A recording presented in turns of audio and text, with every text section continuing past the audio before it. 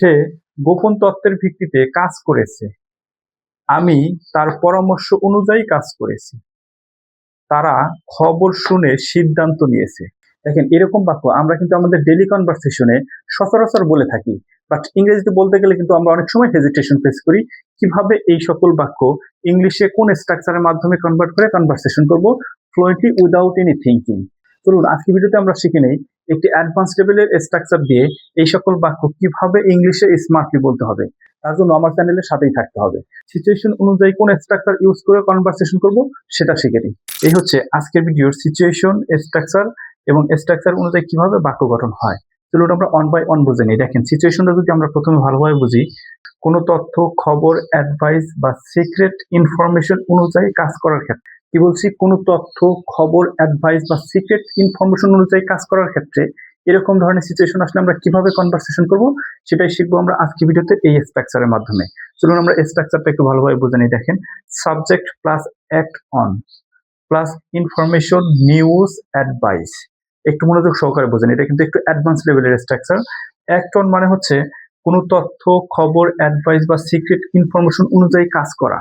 I think আপনি act on মানে বুঝতে পারছেন। তারপর হচ্ছে কি, স্ট্রাকচার অনুযায়ী ইনফরমেশন, নিউজ, অ্যাডভাইস, এই তিনটার যে কোনো একটি ইনফরমেশন যুক্ত হয়ে বাক্য গঠন হবে। চলুন আমরা আরো ক্লিয়ার ভাবে বুঝে নেই কিছু রিয়েল এক্সাম্পলের মাধ্যমে এই সিচুয়েশনে, এই স্ট্রাকচারের মাধ্যমে কিভাবে সেন্টেন্স গঠন হয় এবং আপনি আপনার রিয়েল সিচুয়েশনে কিভাবে সেন্টেন্স তৈরি করে স্মার্ট ইংলিশে কথা বলবেন। চলুন আমরা প্রত্যেকটি এক্সাম্পল অন বাই অন বুঝে নেই। তাহলে প্রথম এক্সাম্পলটি হচ্ছে, I act on his advice. আমি তার অ্যাডভাইস অনুযায়ী কাজ করেছি। এখানে আরেকটি গুরুত্বপূর্ণ বিষয় মাথায় রাখতে হবে, সেটা হচ্ছে কি, অ্যাক্ট অন টেন্স অনুযায়ী পরিবর্তন হবে। কিরকম? যদি প্রেজেন্ট সেন্সে থাকে তাহলে অ্যাক্ট অন, যদি পাস্ট সেন্সে হয় সেক্ষেত্রে অ্যাক্ট অন, মানে অ্যাক্টের সাথে ইডি যুক্ত হবে। দেখেন, আমাদের এই বাক্যটা কিন্তু পাস্ট সেন্সে আছে, যার কারণে অ্যাক্টের সাথে ইডি যুক্ত হয়েছে, অ্যাক্ট অন। যদি আমরা এক্সাম্পলটা আরেকবার ভালোভাবে বুঝি, I act on his information. আমি তার অ্যাডভাইস অনুযায়ী কাজ করেছি। আই থিঙ্ক আপনি বুঝতে পারছেন প্রথম এক্সাম্পলটি। তারপর সেকেন্ড এক্সাম্পলটি হচ্ছে, they act on the news. তারা খবর শুনে সিদ্ধান্ত নিয়েছে। দেখেন, কোনো তথ্যের ভিত্তিতে কাজ করার ক্ষেত্রে কিভাবে কনভারসেশন করবেন, আই থিঙ্ক আপনি কিন্তু এই এক্সাম্পলের মাধ্যমে বুঝতে পারতেছেন। তারপরে থার্ড এক্সাম্পলটি হচ্ছে, হি অ্যাক্ট অন ফলস ইনফরমেশন।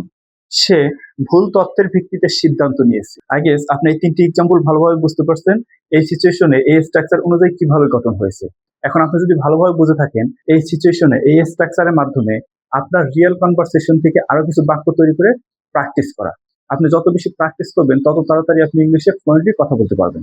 তাহলে আজকে ভিডিও এ পর্যন্তই। দেখা হবে পরবর্তী কোনো নতুন ভিডিওতে আরো কিছু গুরুত্বপূর্ণ স্ট্রাকচার নিয়ে। Till then, keep practising and stay